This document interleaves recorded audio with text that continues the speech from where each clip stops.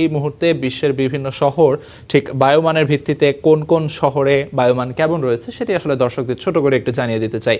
যেমনটি আসলে দেখা যাচ্ছে অস্ট্রেলিয়ার সিডনি রয়েছে শীর্ষস্থানে এই মুহূর্তে বিশুদ্ধ বায়ুর তালিকায়, এবং বায়ুমান সূচকে তাদের অবস্থান যেরকম শীর্ষস্থানে রয়েছে, বায়ুমান সূচকও তাদের 8 অর্থাৎ বেশ ভালো, 10-এরও নিচে অর্থাৎ তাদের বায়ুমান। ঠিক দ্বিতীয় স্থানে রয়েছে অস্ট্রেলিয়ার আরও একটি শহর ক্যানবেরা।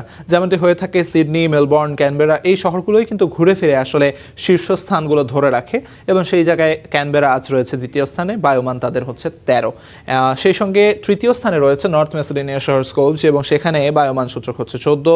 কিরগিজস্তানের বিশকেক রয়েছে, তাদেরও বায়ুমান 14, কিন্তু তাদের অবস্থান হচ্ছে চতুর্থ। সেই সঙ্গে নিউজিল্যান্ডের একটি শহর অকল্যান্ড রয়েছে, তাদের বায়ুমান 15। একটি ব্যতিক্রমধর্মী ঘটনা এই মুহূর্তে দেখা যাচ্ছে, সেটি হচ্ছে দূষিত বায়ুর তালিকায় শীর্ষস্থান ধরে রাখা শহর ভারতের দিল্লি। সেই ভারতের দিল্লি কিন্তু আজ দূষিত বায়ুর তালিকায় নয়, বরং বিশুদ্ধ বায়ুর তালিকায় তারা আসলে 6ষ্ঠ স্থানে রয়েছে, এবং তাদের বায়ুমান 16। অর্থাৎ এই মুহূর্তে দিল্লির বায়ুর মান কিন্তু বেশ ভালো দেখানো হচ্ছে। সেই সঙ্গে সুইডেনের শহর স্টকহোম রয়েছে 17। যেমনটি আসলে বলছিলাম যে এই যে ভারতের দিল্লি যারা কিনা শীর্ষস্থানে থাকে দূষিত বায়ুর তালিকায়, তারা আজ যেরকম বিশুদ্ধ বায়ুর তালিকায় চলে এসেছে এবং তাদের বায়ুমান সূচক 16, তার চেয়ে কিন্তু সুইডেন যারা কিনা সবসময় মোটামুটি বিশুদ্ধ বায়ুর তালিকায় থাকে, তাদের বায়ুমান কিন্তু আজ কিছুটা খারাপ, সেটি হচ্ছে 17। নরওয়ের অসলো রয়েছে 17, একই বায়ুমান নিয়ে সে হচ্ছে 8ম স্থানে রয়েছে অসলো, এবং যুক্তরাষ্ট্রের শহর সান ফ্রান্সিসকো রয়েছে, সেটির বায়ুমান সূচক 18। এই একই 18 বায়ুমান সূচক নিয়ে ঠিক তার পরের অবস্থান অর্থাৎ শীর্ষ 10-এ রয়েছে হচ্ছে আয়ারল্যান্ডের শহর ডাবলিন। মোটামুটি শীর্ষ 10-এ বিশুদ্ধ বায়ুর যে তালিকাগুলো ছিল সেগুলো দেখাচ্ছিলাম, মোটামুটি প্রতিদিনের মতো ঘুরে ফিরে একই শহরগুলো এসেছে। তবে ভারতের দিল্লি কিন্তু আসলে এই বিশুদ্ধ বায়ুর তালিকায় 6ষ্ঠ স্থানে এই মুহূর্তে রয়েছে, যেটি আসলে একটু নজিরবিহীন ঘটনা বলা যেতে পারে। সেই সঙ্গে যদি আমরা ঢাকার অবস্থান কোথায় সেটি যদি আপনাদের জানিয়ে দিতে চাই, ঢাকার অবস্থান এই মুহূর্তে, ঢাকার অবস্থানও কিন্তু বেশ ভালো, অর্থাৎ দূষিত বায়ুর তালিকায় ঢাকার অবস্থান 51, যেটি কিনা দূষিত বায়ুর তালিকায় মোটামুটি শীর্ষ 10-এর মধ্যেই ঢাকাকে খুঁজে পাওয়া যায় বেশিরভাগ সময়। সেই জায়গায় আজ ঢাকার বায়ুমান কিন্তু 56, যেটি নিয়ে আসলে তারা 51তম স্থানে রয়েছে। অর্থাৎ গতদিন এই স্থান কিন্তু ছিল 30, সেটি আজ আরও ভালো হয়েছে, অর্থাৎ 51তম স্থানে চলে এসেছে।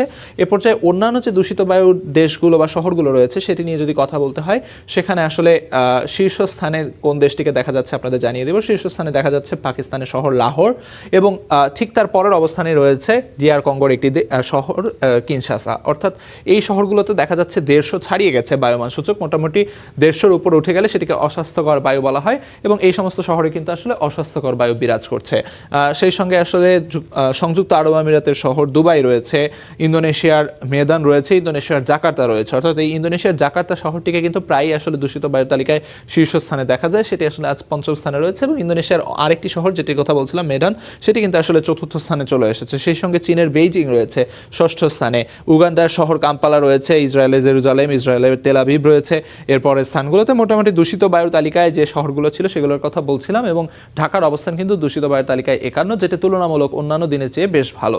এ পর্যায়ে যদি আমরা ঢাকার অঞ্চলভিত্তিক যে বায়ুমানের অবস্থা সেটি যদি আপনাদের জানিয়ে দিতে চাই, যেহেতু ঢাকার বায়ুমান আজ বেশ ভালো, সো অঞ্চলভিত্তিক যে বায়ুমান সেটিও আজ ভালোই থাকার কথা। তবে এই জায়গায় ব্যতিক্রম যেমনটি দেখা যায় যে ঢাকার গুলশান, বাড্ডা এই এলাকাগুলোতে কিন্তু ঢাকার বায়ুমান বেশ মোটামুটি অন্যান্য অঞ্চলের চেয়ে বেশ খারাপ থাকে। যেমনটি দেখা যাচ্ছে গুলশান 1-এ এই মুহূর্তে বায়ুমান সূচক হচ্ছে 147, অন্যদিকে ঠিক তার পাশে যে নিকেতন রয়েছে তাদের বায়ুমান কিন্তু 49। এছাড়া অন্যান্য মোটামুটি ঢাকার বিভিন্ন অঞ্চলে বায়ুমান সূচক 100-র নিচে রয়েছে, যেমনটি দেখা যাচ্ছে কোথাও 62, কোথাও 71, কোথাও 77, এরকম বাড়িধারায় কিন্তু 26-ও দেখা যাচ্ছে, অর্থাৎ বেশ ভালো, 50-এরও নিচে। তো মোটামুটি বায়ুমান সূচকের কথা বলছিলাম, এবং সেই বায়ুমান সূচকে দেখা যাচ্ছে ঢাকার বেশিরভাগ এলাকাতেই বায়ুমান সূচক আজ বেশ ভালো। তবে কিছু কিছু জায়গা যেমন কেবলমাত্র গুলশানের এই এলাকাটাতে দেখা যাচ্ছে বায়ুমান সূচকের অবস্থা কিন্তু বেশ অবনতির দিকে।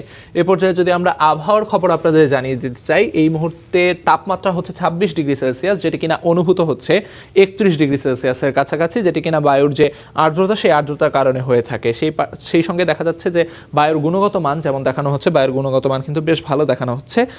যেমনটি আসলে বলছিলাম, দূষিত বায়ুর তালিকায় ঢাকার অবস্থান আজ 51তম, এবং তার প্রভাব কিন্তু বায়ুর গুণগত মানেও পড়েছে। এ পর্যায়ে যদি বৃষ্টির সম্ভাবনা বা পূর্বাভাস নিয়ে আপনাদের জানিয়ে দিতে চাই।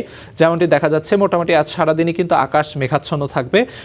12টার দিকে কিছুটা আসলে সূর্য বা রোদের দেখা মিললেও পরবর্তীতে আবার কিন্তু সেই মেঘাচ্ছন্ন আকাশ ফিরে আসবে এবং মোটামুটি সারাদিনই কিছুটা বৃষ্টির সম্ভাবনা রয়েছে। 3টার দিকে অর্থাৎ দুপুরের পরে বিকেলের দিকে কিন্তু বৃষ্টির সম্ভাবনা আরও বেড়েছে।